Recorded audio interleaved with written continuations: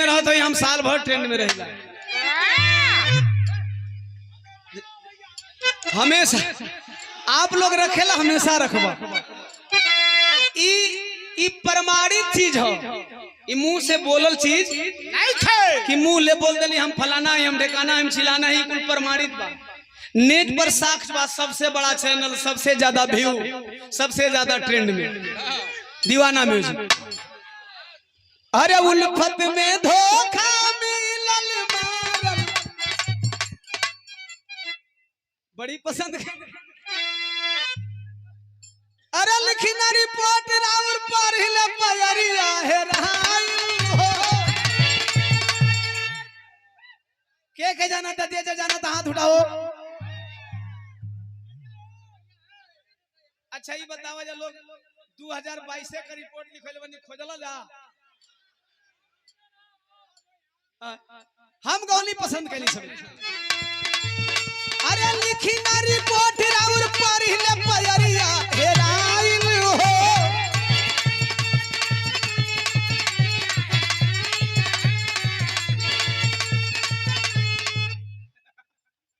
कहत हम मऊ से भिट्टी चौराहा से। अरे लेके आवत रहनी साहब के ससुरारी से। पावर लगी जौना चौराहा से वाला सबसे ज्यादा दोषी तो ये हुआ।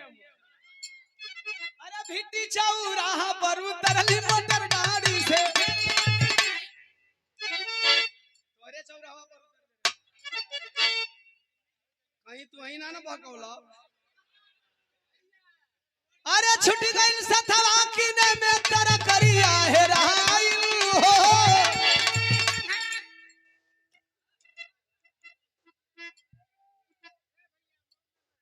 वह बोलत है हो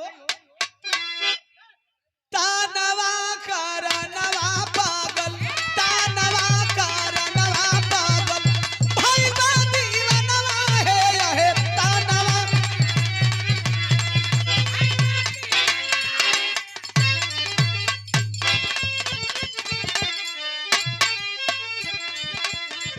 बड़ी सुंदर निर्गुण रजनीगंधा के द्वारा सुने, बहुत बढ़िया सारांश रहा। और निर्गुण का सार मैं बताने जा रहा हूं।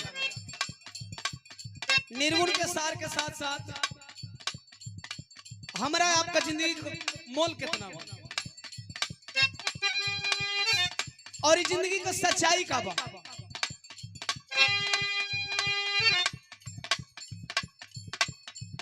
अरे सब दिन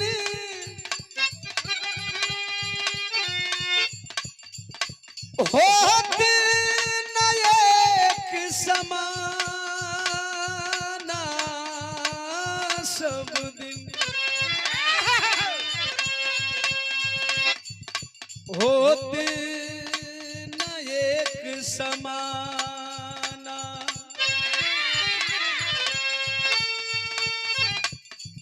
काहे कि एक दिन बालक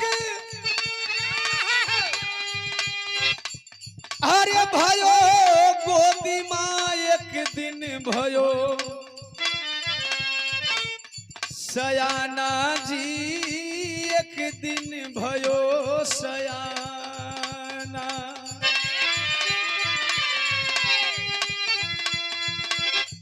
बाकी एक दिन जीता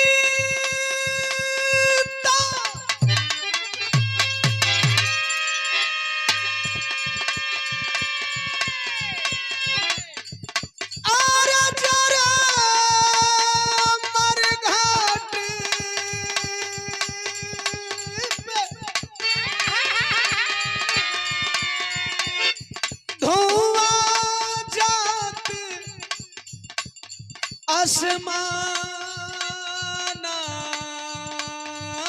साधु होते न एक समाना।